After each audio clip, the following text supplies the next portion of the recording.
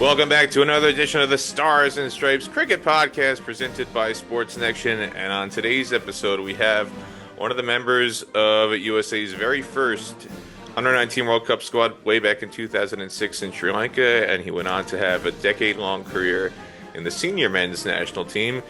More recently, he's producing a new documentary about his journey and the rest of his teammates for the 2006 and the 2010 men's Under-19 World Cup squads.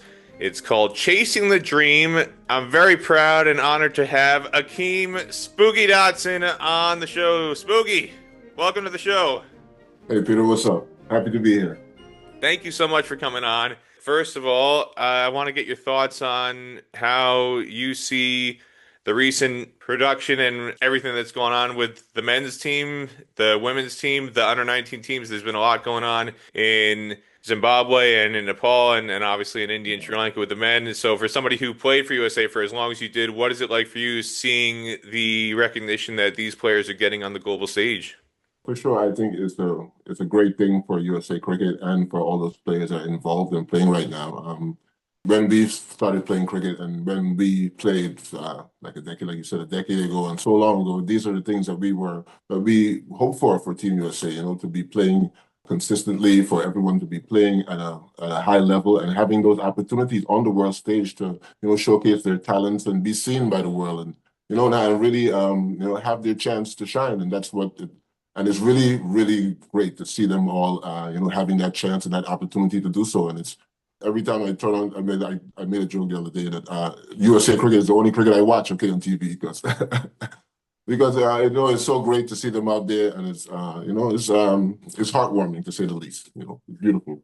The irony for me is that you basically played the entirety of your career kind of outside of the spotlight. It was in the shadows before all the TV camera lights were shining, but that's something that you're trying to do with this project, Chasing the Dream, is give that spotlight to the guys who you played with who never got these opportunities that the current group is getting. So I'm curious, just to focus on the documentary for now, what was the inspiration to make you want to get this project going? Well, the inspiration behind it, particularly, I was having conversation with, few of my old teammates and, seeing everything that's happening with Team USA.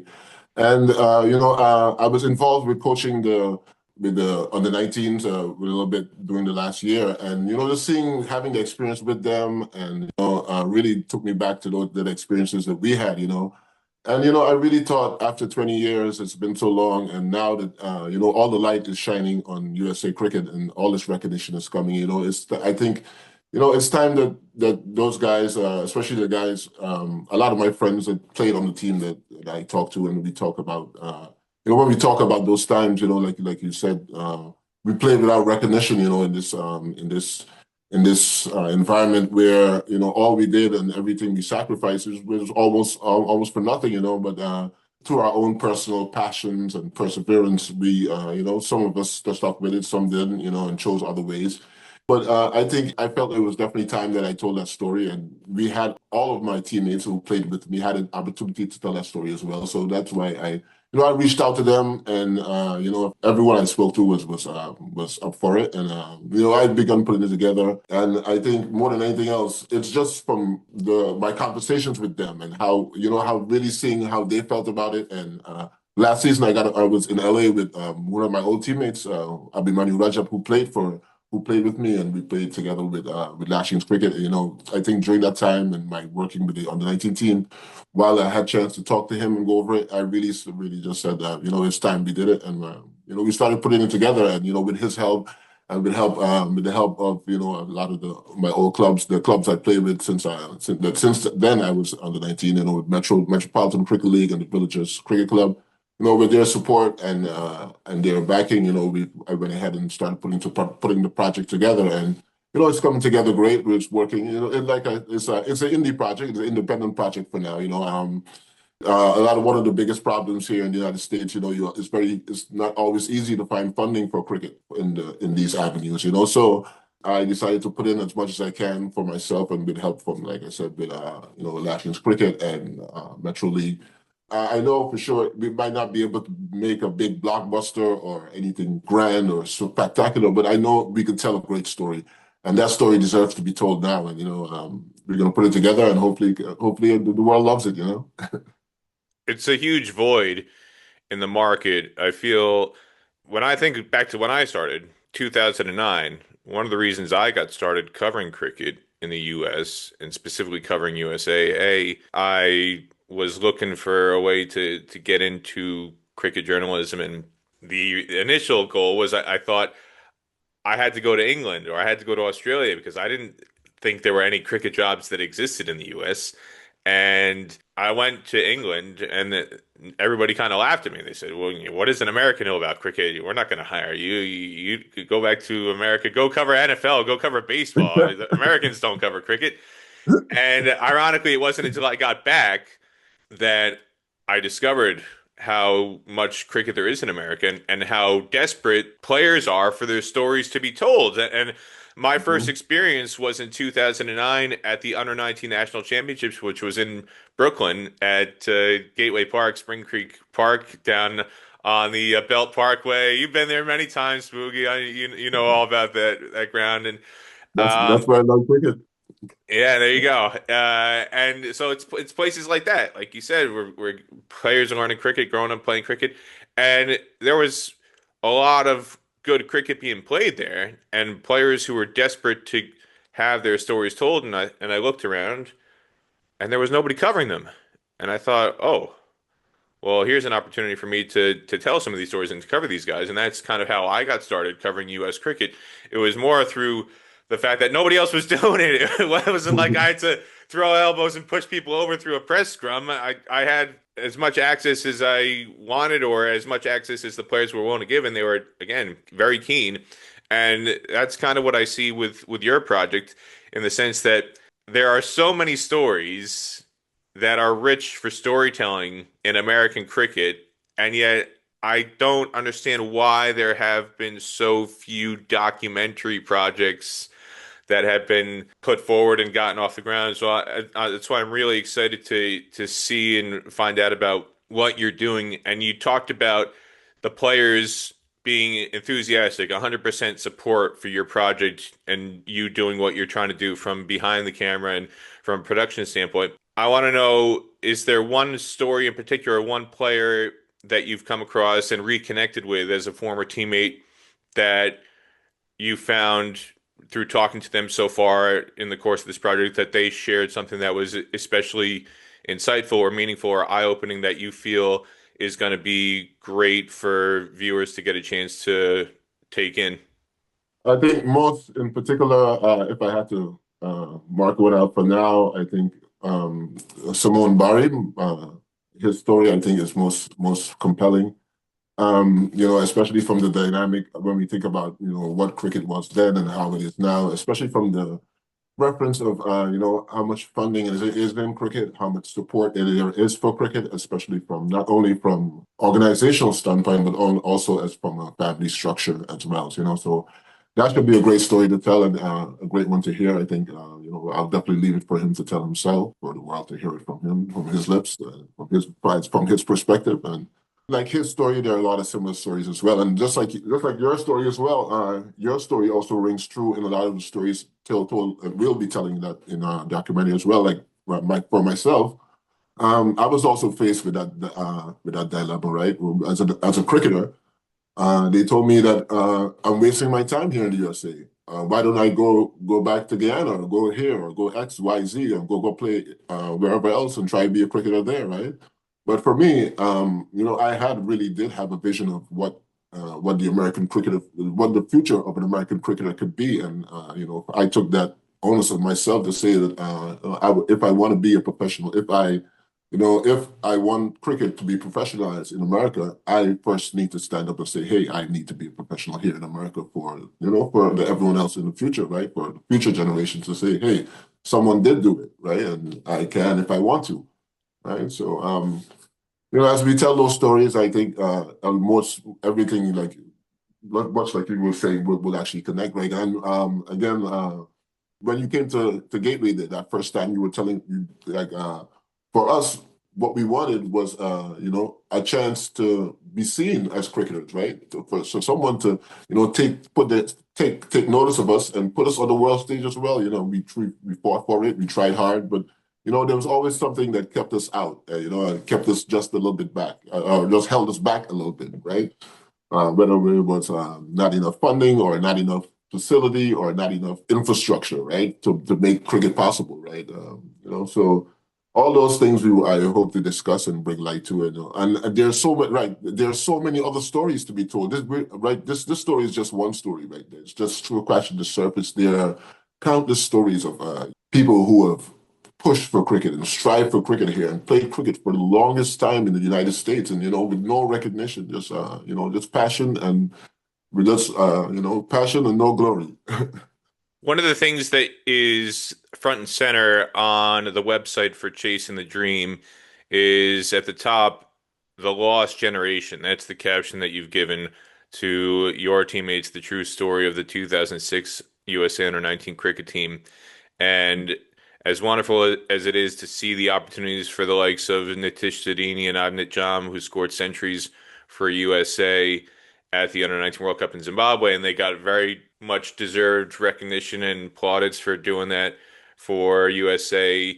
Everybody can see, talking to them and observing them, hey, there's Major League Cricket for them, and there's potentially beyond Major League Cricket. You look at Asai Mukamala or Sanjay Krishnamurti, who've come out of the Under-19 system, and they can go to the ILT20. They can go to the Nepal Premier League. They're getting professional opportunities. They can make a full-time career of it, supplementing their income, not just through the U.S. Professional Franchise League, but they're now in demand in other places, in other parts of the world, that people want them. And they're not just a quote token USA player who's just getting an opportunity to play in MLC. They're genuinely popular elsewhere where people are recruiting them for their services. Those are things that came for your squad.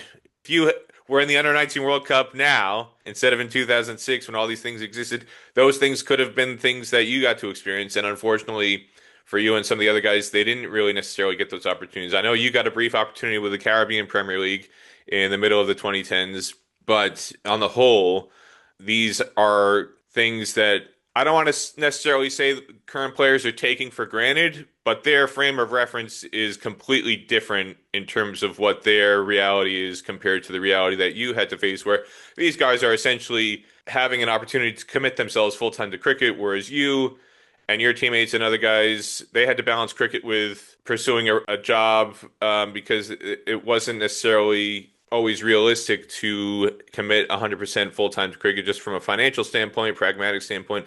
I know you said when you answered the question, you wanted to stay in America to prove that you could be a professional cricketer in America rather than chasing money in Guyana or England or wherever else. But it's easier said than done.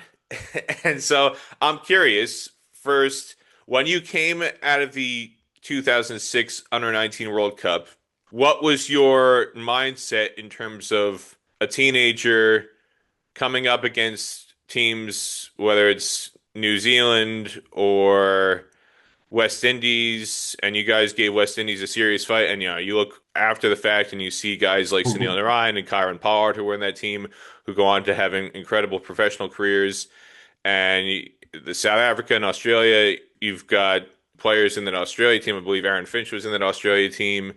And, Tom Cooper, who went on to actually play for the Netherlands, but Moses Henriques, David Warner was in that team, Ben Cutting. These are guys who had prolific careers, and you were kind of on the same stage as them, and yet they get to go back to their country after the Under-19 World Cup ends, and they get to continue on that pipeline, that pathway that's funneling them towards full-time professionalism, whereas you have a completely different experience. So I'm curious, just take me back to kind of March 2006.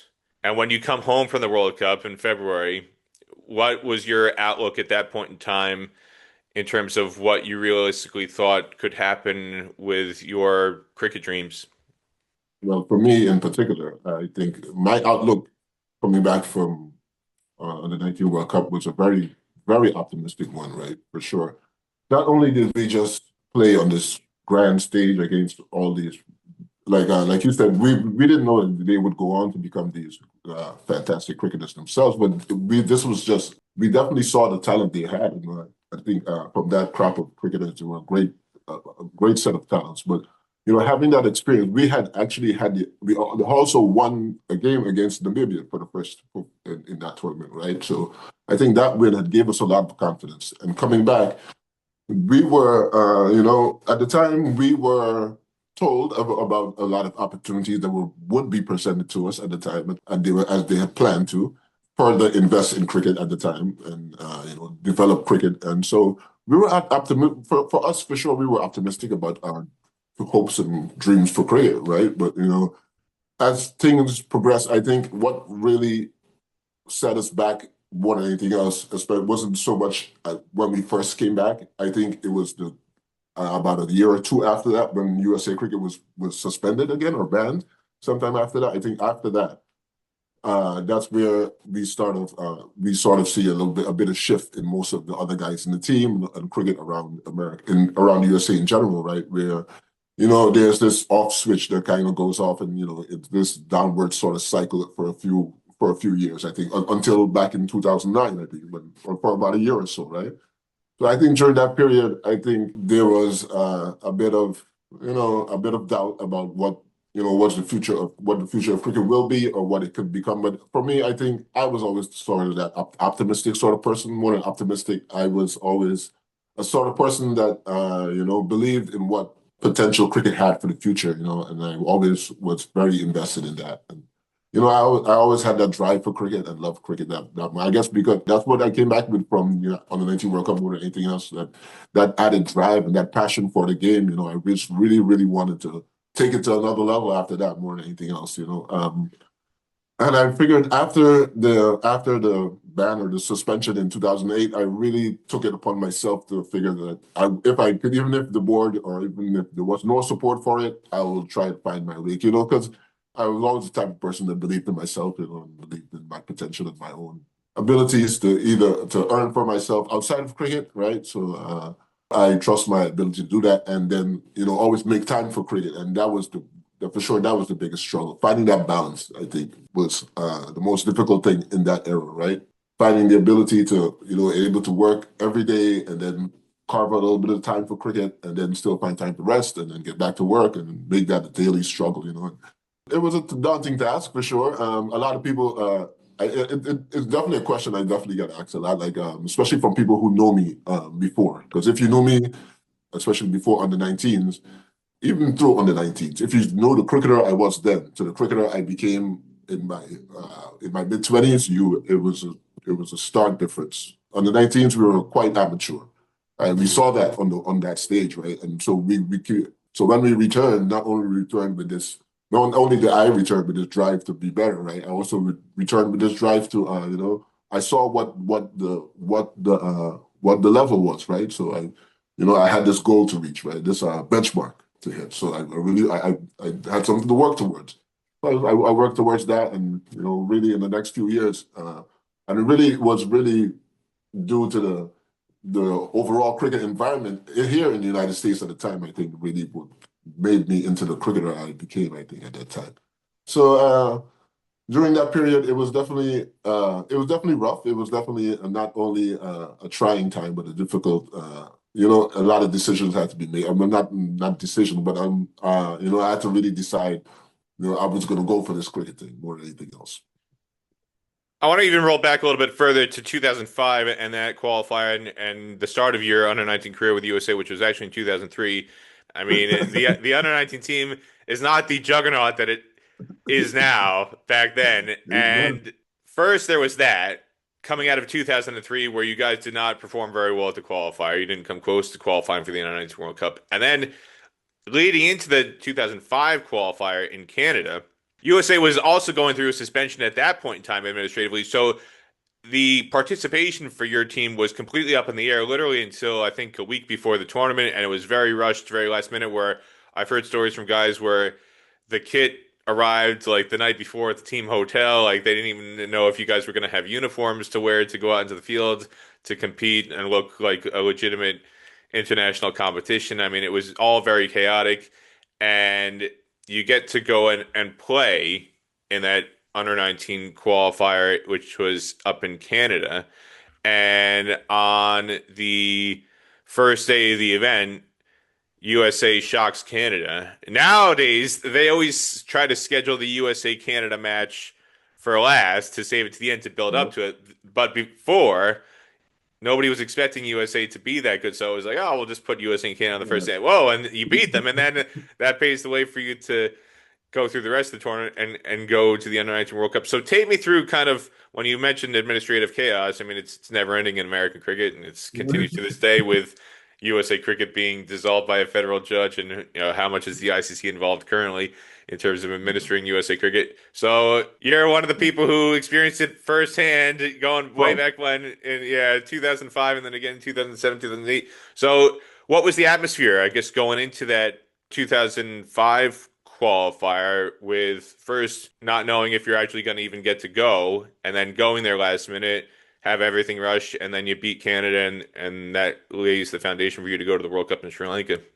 Right. So 2003, the first time I played, not the first time USA played the qualifying either. The America's qualifiers has been playing for quite a few years. I think since the under 19 World Cup was originated, right? So USA is trashed. We're completely beaten. I think we were actually able to get one win that 2003. You also lost to Cayman Islands, and when you say we only had one, Cayman Islands, right? That's how bad USA was at one point in time. That's how bad we were, 2003, right? But at 2003, when we came close to winning that game against Argentina, I think that's the first time there was this spark of hope. And then I think that's the year that USA had participated in the Champions Trophy, ICC?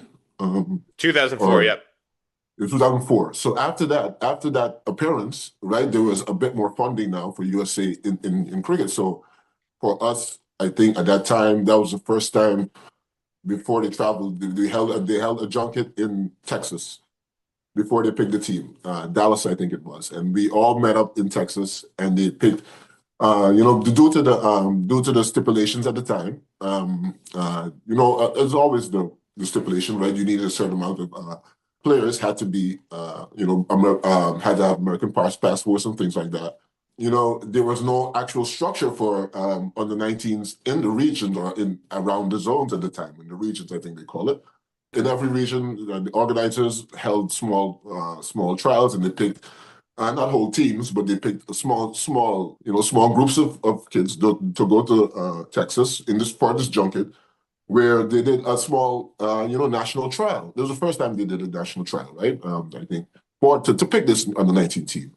Out of that team, I think we went to Canada. Like you said, we were suspended at the time, so they weren't sure about what to do or if we were going.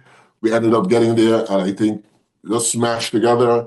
That was the first time we had a chance to play, not only play together, but we were just meeting each other really for the first time. Because only time we really seen each other before that was in when we met up in Texas. But the team, other than that, I think the team that ended up being there at that time, just for some reason we just ended meshing together really good, and especially that first win against Canada. The game was like a nail biter. Did you even have a practice session with the team together before that first match? We didn't have any practice sessions with the team before that. Nothing like that. We flew in. We were notified about who got selected by the coaches. I think the coaches coordinated our session. I think the coaches did very well coordinate. I think that's what really also made the team able to run so well just without any practice sessions, right? I think the coaches at the time did a very good job of coordinating what we did, how we trained in our respective areas, right? I think it was Coach Reginald Benjamin and Lyndon Frazier and I think Lalta Prasad in Jersey, and I think a few others in Florida. I think the coaches did a really good job of coordinating how we trained on our own, right? So once we got there, we all knew, or at least all knew what role we had, right?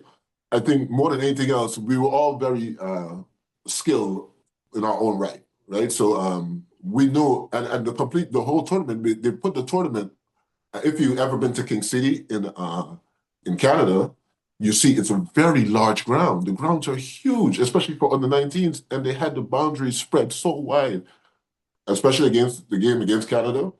We set up at least three or four guys by just looping the ball, having Abdulmani Rajab, right? Abi, the off spinner, looping the ball and then taking the chance with Dunain and Talon with the big hands on the boundary. Just and I think after we saw that work against Canada, we did that against everyone else and completely swept the tournament. On the 19s, we figured, especially, and that worked, especially in the Americas tournament, right? We figured most of the guys we saw that they were very good at batting the medium pacers, and especially at that level, we weren't very fast anyway, right? So most of the openers and the guys who were batting, they would always hit the. And I think that at the time, the T20 is just becoming popular at that time, right? Everyone wants to play shots, everyone wants to hit the ball hard, and so we figured why not use the slow bowlers, use the long boundaries, and set them up. And look, we went ahead, did that, and won the tournament. After that, we qualified. And I think after we qualified more than anything else, the next year, as we were preparing for the World Cup, there was the first time that USA decided to host or at least run a national under 19 tournament. I think that's 2005. And I think that tournament was a really big success for us and really polished us for what we had to do as we went into World Cup, I think. And, for the rest, I think was history, I guess. There's not much else left. After that, after we came back from World Cup, we had another. A few of us in that team from that World Cup team were actually very young. I think about 4 or 5 of us had an opportunity to play again in the 2008, but due to the subsequent ban again, this time we weren't able to keep playing. We were disqualified completely, and things didn't pick up again until the following year after that. I do want to ask about that. That's going to be one of my next questions. But just from the World Cup itself, one question I have before we get to that. The one match, when I've talked to other guys, that they always say, what if this had happened? It was the match against the West Indies. They felt USA was very competitive in that match. And the scorecard doesn't really show it because the scorecard shows USA lost by 87 runs. West Indies scored 302 for 7. William Perkins opened the batting, 133 off 150 balls for the West Indies. And I mentioned before that they had Karen Pollard, Sunil Narayan. They also had Gajnath Singh, who everybody who follows U.S. cricket knows went on to eventually play for USA. Jason Muhammad was in that team, Leon Johnson. So they had a pretty stacked lineup. Shamar Brooks, there was a whole lot of guys. Kamar Roach, I didn't even mention Kamar Roach. He was in there. This is a quality team you were coming up against. But William Perkins, for people who weren't there, and this is again in the era when matches were not televised, anecdotally speaking, I talked to Bowsy Butcher, I talked to some of the players. William Perkins, 133, apparently in the first over, Dominic O'Dane bounced him, and the top edge goes toward, I believe it was Anil Deal Prasad at fine leg or square leg. And you're already laughing about this. You got a grin on your face. So, as the wicketkeeper in the team, the ball is in the air. Take us through that moment, Spooky. But since that, I still got nightmares with the ball in the air since that day. I never leave the ball when it goes in the air, especially I don't care who's under it. I'm going there. It's mine. I got the gloves. But yeah, like you said, over number one, Dominic Ardane, game number one, we were rearing to go, right? We just had a great lead up to the tournament. We were in India. We played a few games. We actually won 7 out of the 8 games we played in India or something. So we were really, really raring to go. And then we had a good warm-up game against Bangladesh as well, where we lost, but we performed pretty well. So everyone was first. I think it wasn't the first ball. It might probably been the third or fourth ball. Short ball, Perkins pulls, the ball hits the top edge, and Anil Diopasad takes 2 steps, takes another step, steps the wrong way, and the ball hits the ground. And, in that moment, you think, man, shoot, we got to keep fighting. We keep fighting. There's a half chance, right? We work. Oh man, but it really is when Perkins gets to 100, you guys got to stand up and watch Arnold again. Like, oh my word, what have we done? And he was the guy who you play with. There was some doubt whether he would actually represent USA or West Indies in the tournament because he was a U.S. resident and he would have qualified to Right, play for USA. yeah. And he had played in New Jersey and New York. I don't know if you played with him in New York at all locally, but he was being kind of recruited to play for both teams, and he wound up playing for the West Indies. But he could have represented USA in the tournament. Right, he could have represented USA because he definitely was here at the time. He was a resident of the United States since then.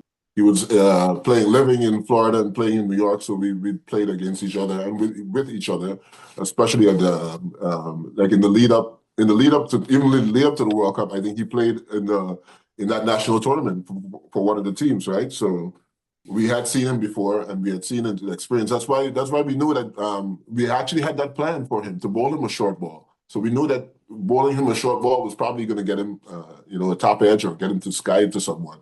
Because he liked the ball when it's full and when it's up. But usually when it's early in his innings, if you bowl him a short ball and we got it just right, then it just stuck.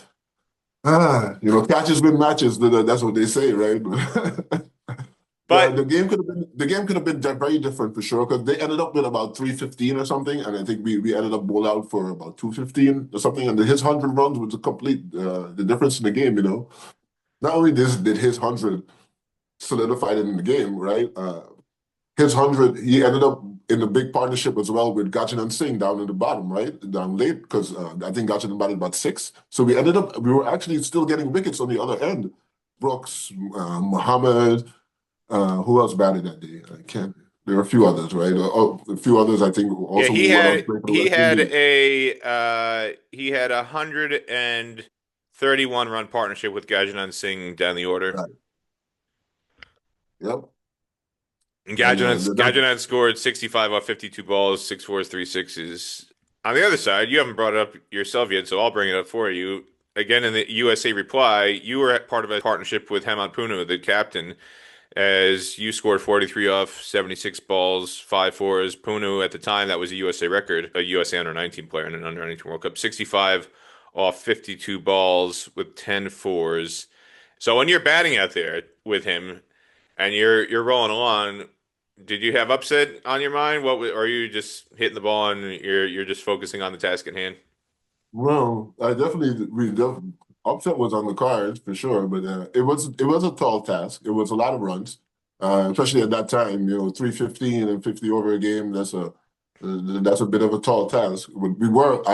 I had definitely thrown caution to the wind. I was going at it. I remember when Pollard took the ball to bowl. I think his first over he ran up. I walked down the wicket and he stopped his run up. Right? Because I was just looking to trash the ball, right? Because I went into bat during the power play. I knew that once I got the ball outside the circle, there was no one there to catch me, right? So, like Pollard, I was, walking down the wicket and throwing my bat at it. And against him, I flashed one ball and then saw Jason Muhammad dropped it at slip. I think it was high over his head, but he gave a good effort. But, I was slashing hard, throwing my bat, that kind of, I think for the first 10 overs or so, I had to bat like rear guard against Roach and Searles because they were. I mean, when I was stopping the ball, the short ball from Roach, and the ball was hitting my back and coming back and hitting me in my chest, right? Because the first time I really faced that sort of pace, right? So I had to really adjust myself to seeing that pace. I remember he would bowl balls and it would swing in. I would pull my foot up. It would beat me down the leg side, and Perkins wouldn't have time to react and would just be four rounds down the leg side, 4 wides. And it was just the complete raw pace that he was bowling at, and just made the ball swing, missed my foot, missed the stump, missed the keeper, everybody. And so after that, I think after battling off Roach, I think I really got set at the wicket. So I think after him, the change was Richie Bechan, and Sunil Narang. I remember for me that I really I like cutting the ball, and cutting the ball is one of my favorite shots. So I like playing that a lot.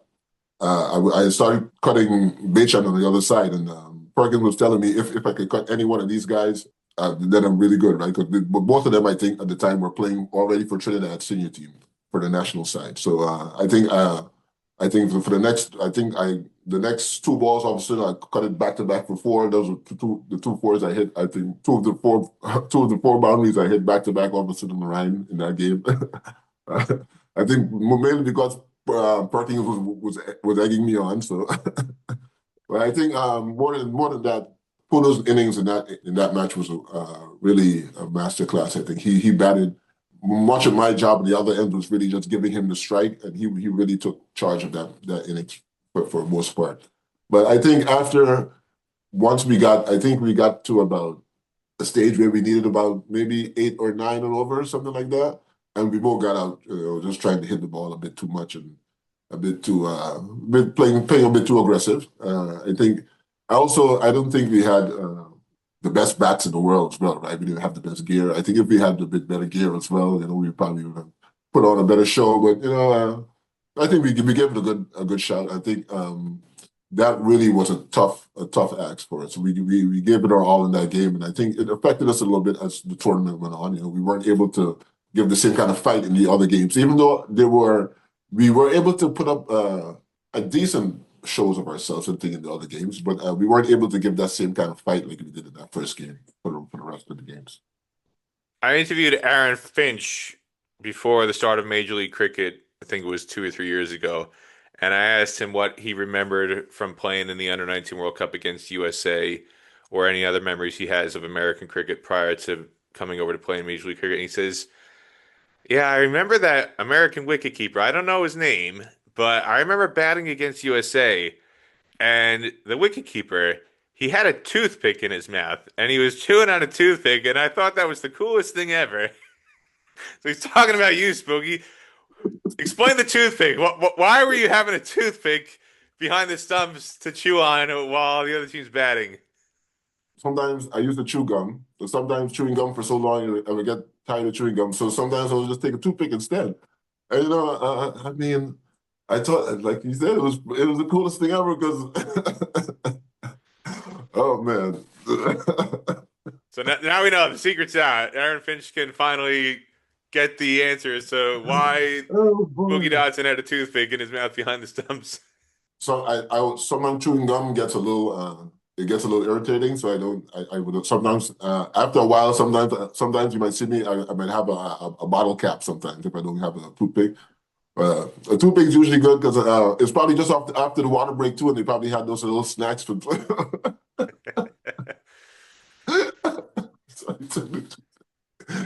Oh boy! You mentioned you never got an opportunity coming out of the World Cup to defend your title in the Americas region, which was really unfortunate. You have all this opportunity, and you think you're going to build on this, get this momentum going, coming out of Sri Lanka, and 2007 comes around.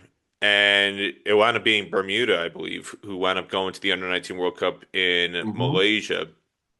And USA didn't even get an opportunity to defend their title. And you would have been in that team. You were still young enough where you could have participated and qualified for that 2008 Under-19 World Cup squad if USA had come out of the Americas.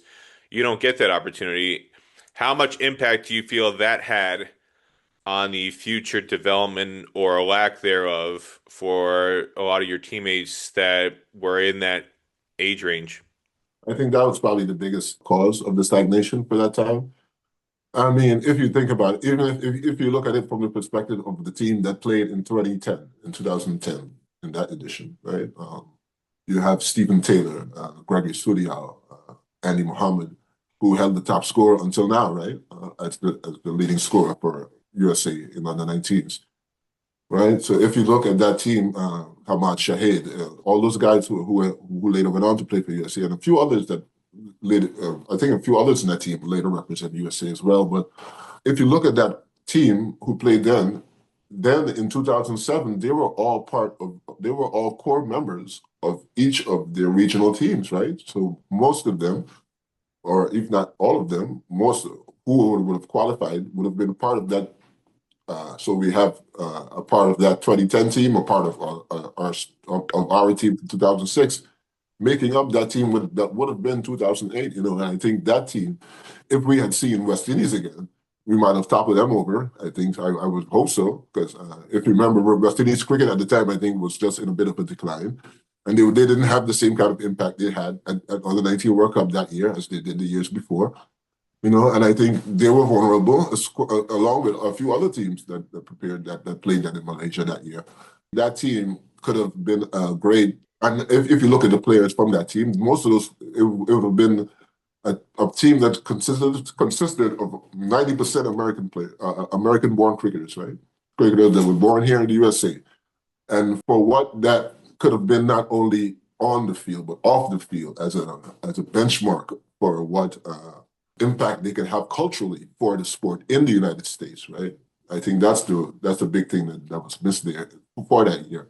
More than what and also, having the performing well on the world stage, at that stage, really gives ICC a chance to see what kind of progress you're making, right? And hopefully, turn funds a bit more funding your way, right? And invest more in what you're doing in cricket, and I think missing that opportunity really left us in the dark for a little while, and really turned a lot of those guys who played at that time away from cricket. And I think, not having the right personnel or the right kind of personnel in the sport is really, really stagnated the sport for a long while, right? Because, having the players that can play is good too, but having the players that can connect as well is also very important when you talk about, making a global or at least a national impact on the sport, right? At least, starting this, what Malcolm Gladwell epidemic of idea, right? Of this idea.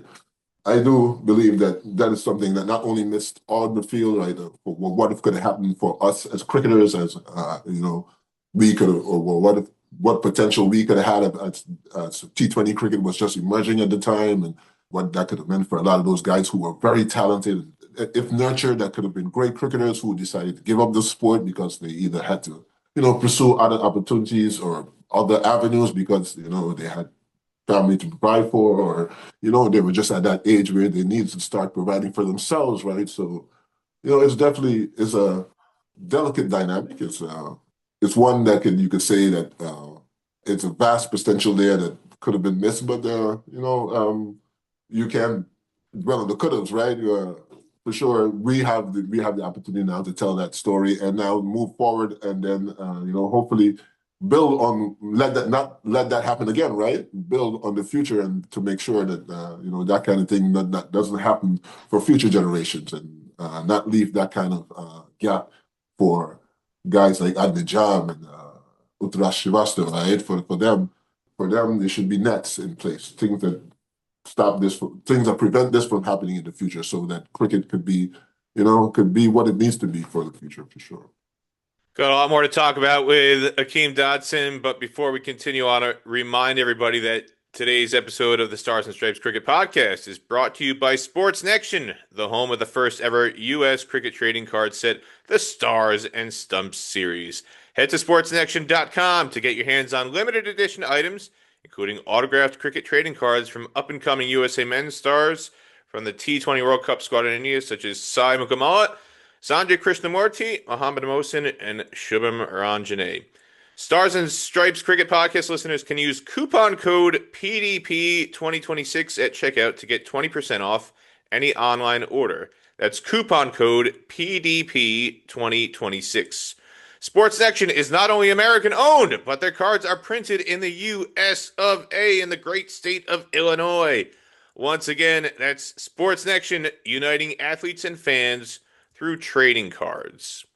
Now, Smokey, you mentioned the choices that a lot of these guys had to make. I'm curious, is there any player you've interviewed over the course of trying to produce this documentary, Chasing the Dream, whether from the 2006 team or the 2010 team, that when you played against them in national tournaments or as a teammate in the USA U19 squad, that you felt had a great opportunity to be a tremendous player, but over the course of life events and life choices that they had to give up cricket pretty quickly, and you've had a chance to interview them and find out about how their life took a fork in the road, and the different things that they had in terms of challenges that presented them that prevented them from pursuing cricket in the way that maybe the current generation has an opportunity to dedicate themselves more fully to cricket. The biggest, I think, the one that had the biggest impact on, and for sure who had the most potential, especially with the way we see cricket going now, and how cricket is played, and this era of cricket, is probably Dune Nathaniel, I would say. Especially at the age that he was, and the kind of powerhouse he was at the game. For a long time he was out of the game, and it's actually good to see him back in the game now and still playing and still still involved in cricket. That's a great thing to see. I think his story, I think, is the most impactful and most has the most contrast in it, right? Where you see, this person with all this potential, all the assets needed to be, this complete cricketer, and just having to choose a completely different lifestyle just for the sake of doing what's right for himself and his family, So And for people who aren't aware, Danae Nathaniel, I've had him on as a podcast guest before on the Stars and Stripes Cricket Podcast, and had a chance to have him tell his story. And if you haven't had a chance to listen to that episode or watch that episode, I encourage you to please go back and watch and hear him tell his story. Danae Nathaniel, it's episode 27.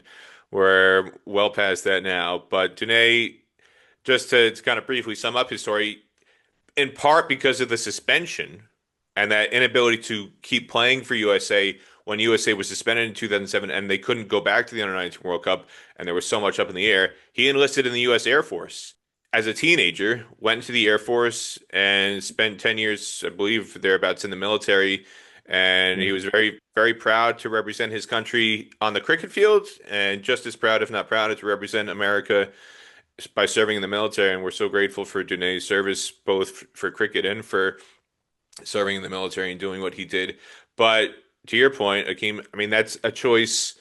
I don't think Adnet Jam or Nitish Sudhini is going to have to make that choice in 2026. I mean, they've got plenty of other options available in terms of earning and lifestyle choices and whatnot. But we've also seen it on the women's side. Lisa Ramchit, a couple years ago, she was the last player cut from making the USA Women's Under 19 World Cup squad after having represented the USA women's team at senior level.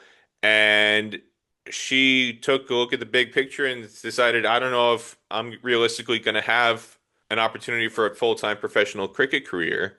In December 2022, right before the women were going off to South Africa, she enlisted in the U.S. Air Force. And she had an older brother who was in the military at the time. So there were role models up close who provided inspiration to say, hey, this is the path I've took, and there's an opportunity here if you want to follow. And she looked and said, well, I don't know if there's going to be too many cricket earning opportunities for a female playing cricket in the U.S. And so, you know what, maybe I need to reevaluate my life options. And she's enlisted in the Air Force. And as far as I know, she's never looked back and not regretted the choice. And last time I heard from people in her family, she was rising up in the military. And you've got the example of Lisa Ramjet and Danae Nathaniel. And have you had a chance to interview him on camera and have him as part of the documentary Chasing the Dream? We got it scheduled. I got to go down to Florida to get his interview done, but so I didn't have the chance to go down there yet. But we got it scheduled. We scoped it out a little bit, but I think his for sure. Not only knowing his story, we talked a little bit about what we're gonna go over. So I think his story is definitely one of the most compelling ones. I would definitely look forward to telling that. As you go through life, you regret. You say most people know it's not either one you won't regret. I don't think. A lot of times choosing cricket is definitely a difficult choice. You definitely, especially here in the United States, where it lacks for such a long time, it lacked any surety, right? Any guarantees, right? But like you said, for guys like Adnan Jam, and now especially with all the things that are all the avenues that are open up in the women's game as well, and to see USA women's progress so far, it's also that is definitely one of the marquee moments of this era for sure, to see the progress of Team USA Women's. I hope they continue to do well and get more opportunities to play, and not only outside of the United States, but here in the USA as well. That is where I think we have always fallen short. Even though there are opportunities opening or being presented outside of the United States or around the world, we always fail to provide enough opportunity here for ourselves in the United States, right? For whether it's competition between peer-to-peer competition where we're challenging ourselves, or it's inviting other countries or other nations to play here. All that needs to start happening a lot more frequently and a bit more often as things progress. As the new face of USA cricket emerges, right? We've talked about all these other players and the lifestyle challenges they've had to face.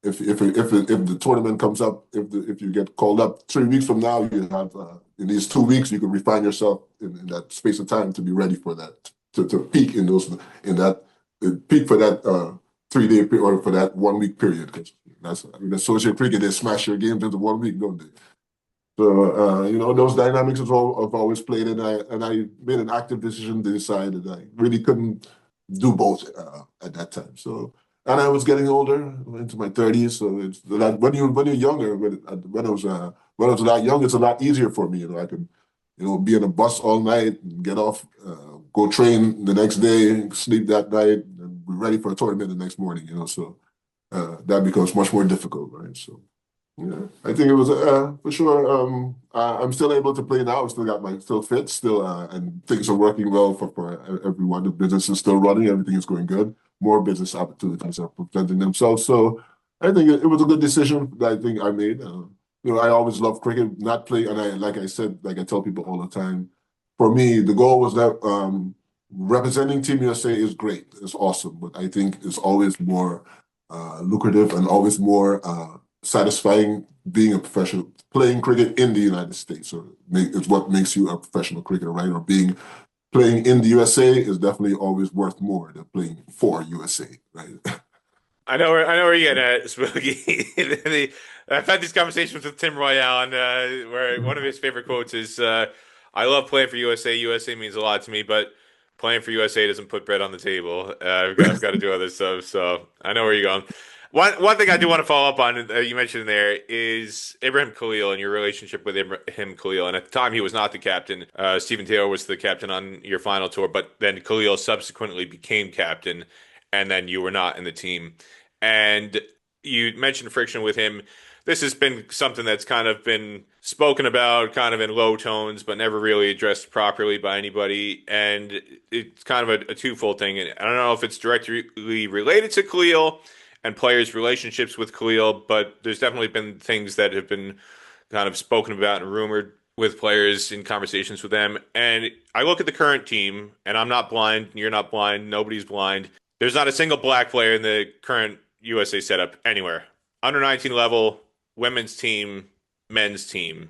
When you played in that 2017, your last team to represent USA, you were one of 6 black players in the team. So a majority of the team was black. It was you, Stephen Taylor, Alex Amsterdam, Elmar Hutchinson, Nicholas Stanford, Tim Royale. That was 6 out of the starting 11 in your last match for USA against Singapore and Uganda on that 2017 World Cricket League Division III tour.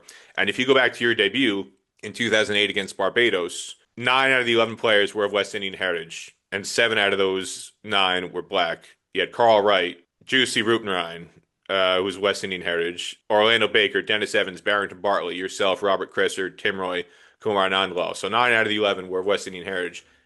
Completely non-existent anymore. And that was something that, talking to players in that 2017-2018 timeframe, they felt there was a lot of friction, and it's something that a lot of people have talked about over the years in teams. They felt there was friction and cliques and factions between the West Indian players versus the South Asian heritage players. And I want to know, from your perspective as somebody who went through it, whether there's any truth to that, or you felt that was overblown. I don't think it was necessarily overblown. I think they definitely developed cliques. I think there was definitely a clique developing, especially at the time when I decided to bow out. That last tour is particularly, especially between the time we spent getting to Uganda, between South Africa, and you definitely see. I wouldn't say this. You would put it as West Indian versus South Asian, but it forms it that way. But more than anything else, it's more than this. It's sort of like this. If I had to say South Asian, it's I wouldn't say it's versus West Indian. It's more seemed. It sort of seemed that they wanted, or they had to say they have a group, or it was targeted toward a certain group, right? That seemed that they were pushing for them more than for them to make it easy for them to assimilate into USA cricket, more than it did for us, or not for us, but for the players of the West Indian culture, for sure.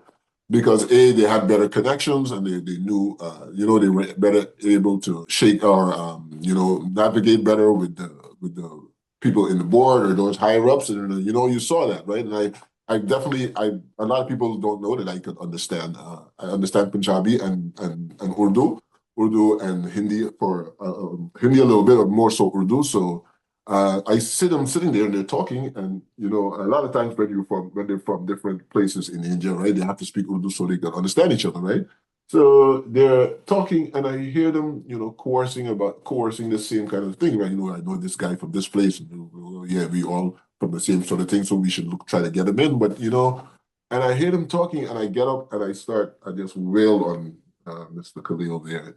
It was the middle of a lunchroom, so it didn't look very good. I definitely lost my composure a little bit, I think.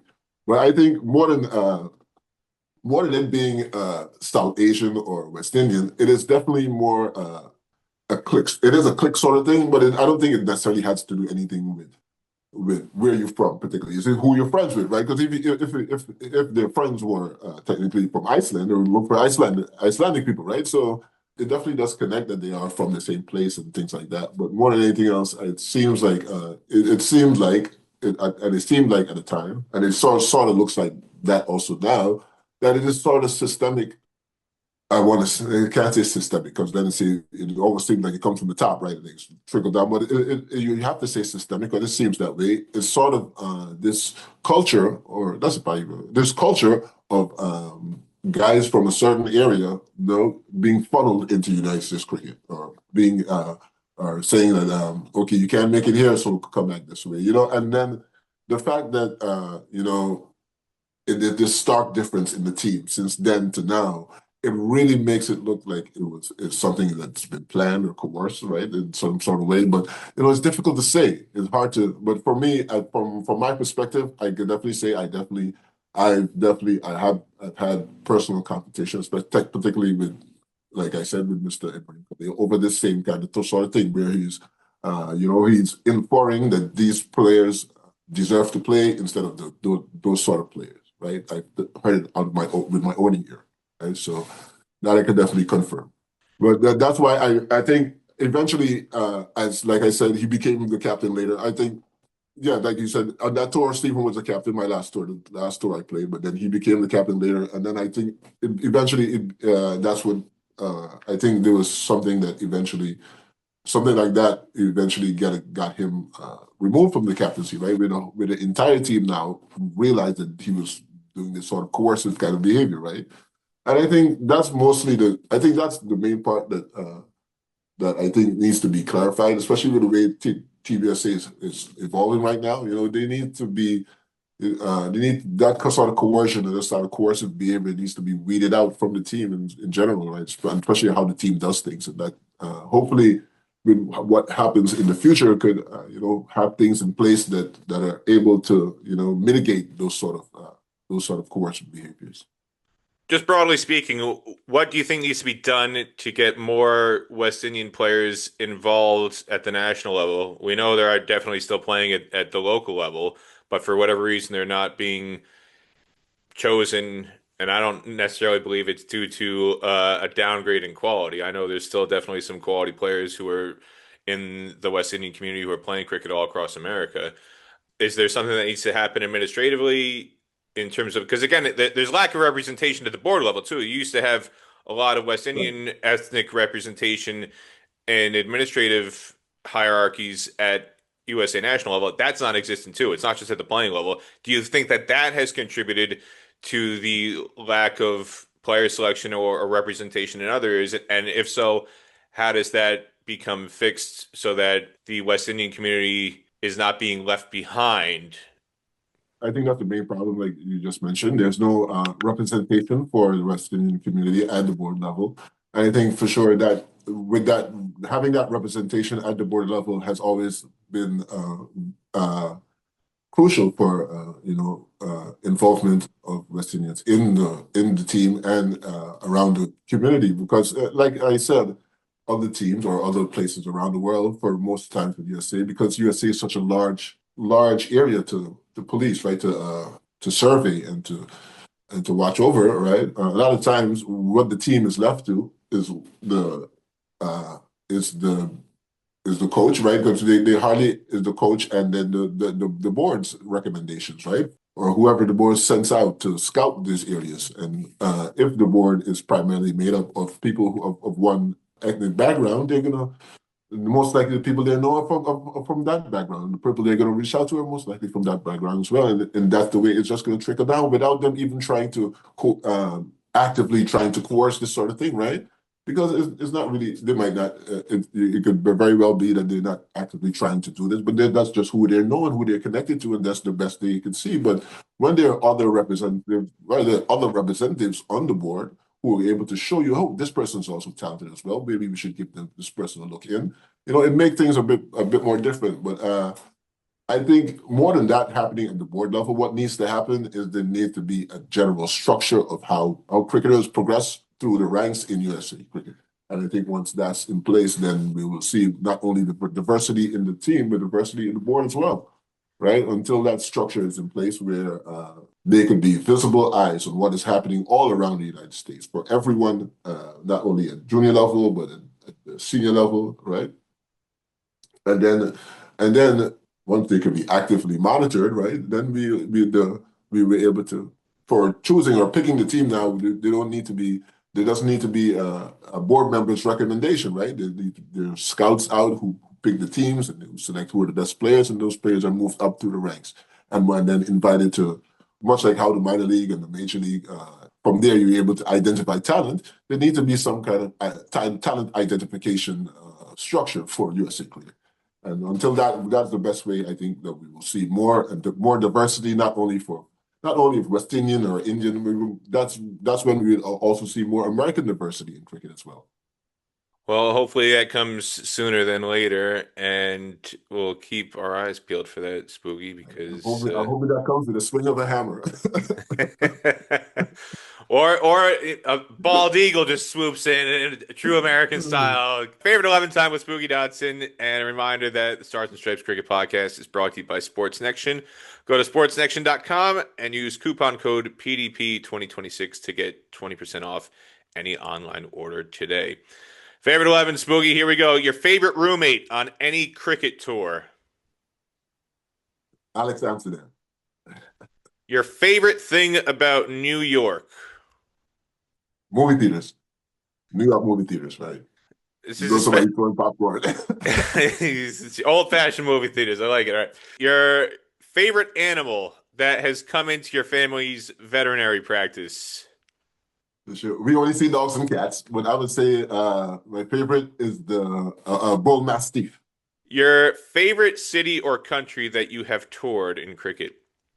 Kampala, Uganda. Your favorite cricket ground experience anywhere in the world, and when I say that, I mean the quality of the pitches, the landscape and scenery around the cricket ground, the lunches and teas that you get served, the training facilities that you get access to, the change rooms, everything that a player gets access to that the normal fan doesn't get to experience. What is your favorite cricket ground experience that you've been a part of, Spooky? Would have to be Brady Cricket Ground, Ireland. That is a first. I've never had anybody say Brady before, but you were there in 2015 for the T20 World Cup qualifier. The teas. It's all about the teas. The Irish people will love hearing that. Your favorite cricketer of all time? Jack Russell. Your favorite non-cricket athlete of all time? Bruce Lee. Your favorite place to eat out on tour? Nando's. Because you said Nando's, I got to follow up. What is your favorite spice? Is it lemon herb, mango and lime? Is it medium hot? What do you put on your Nando's peri-peri chicken? Super hot. Very, super hot. The peri-peri. Go ahead, sure. Your favorite beverage? Beer. If not beer, then you say iced tea. Iced tea. All right. And if you had to pick a beer, what brand? What's your favorite drink? If I pick one, I would say Banks Beer, Ghana. Okay. Your favorite pizza topping? Jalapenos? And finally, your favorite movie of all time? Pulp Fiction. I was waiting for you to say Enter the Dragon because you said Bruce Lee, but I'll take Pulp Fiction. Close. Enter the Dragon or Pulp Fiction, but Pulp Fiction takes it because Samuel Jackson. All right, there you have it from Spooky Dodson. Thank you so much, Spooky, for coming on the Stars and Stripes Cricket Podcast. And a reminder to everybody that Spooky is producing Chasing the Dream, a documentary focusing on the 2006 and 2010 USA U19 teams. Anything else you want people to know about the documentary, Spooky, or anything else about your career that they already don't know about you? We're shooting a documentary right now, Chasing the Dream. You can check it out. AkeemDodson.com/Chasing the Dream, all one word, all together. And of course, if you want to know anything else, check out AkeemDodson.com. And a lot of info is available there. And check me out on socials too, Akeem Dodson Official, stuff like that.